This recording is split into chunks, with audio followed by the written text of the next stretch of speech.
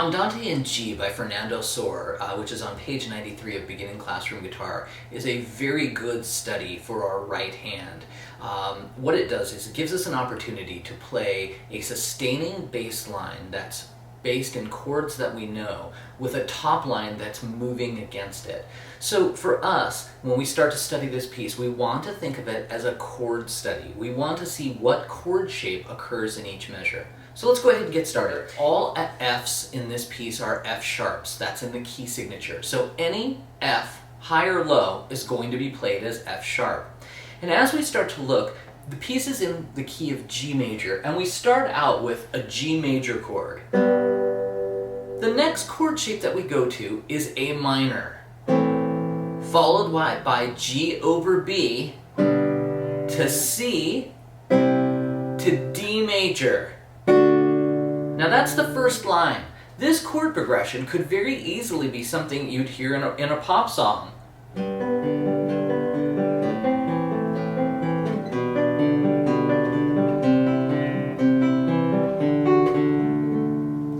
Very easily that could be used as a pop chord progression. And Sohr writes this piece, roughly 200 years ago. So it shows that the language used in this is something that we still hear as consonant today. As you hold down the basses, you very slowly want to play the melody in time and connect to the next chord change. So once you're familiar with the chord shapes, I would start out very slowly going from measure 1 to measure 2 and connecting your chord shapes. So we start out with G, A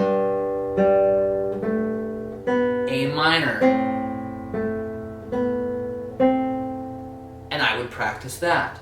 Then I would add the G over B chord in measure 3. C major in measure 4.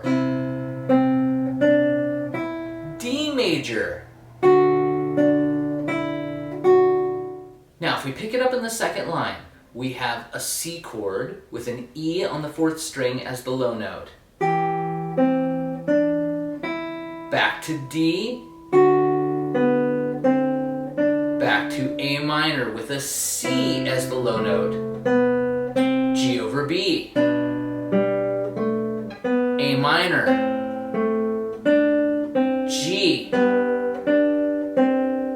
D7. E minor with a D sharp to D natural.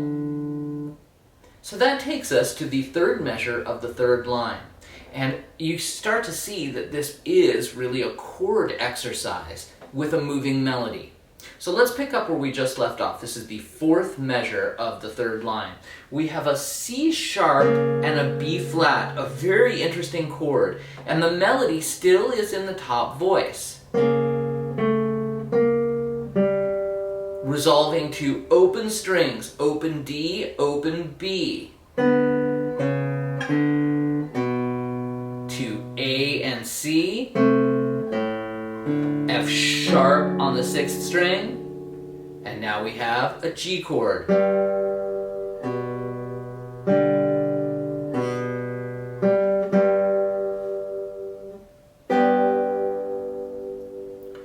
So you have to break this piece up and go chord to chord and add that moving melody in between each chord change.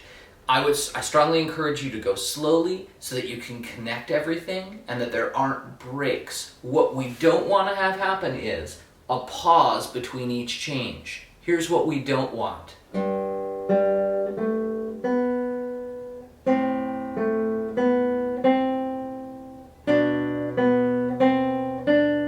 So we have to be very watchful that those pauses don't occur, that we go straight into the next chord change. This is a fantastic chord study with a beautiful moving melody. I look forward to hearing you play it.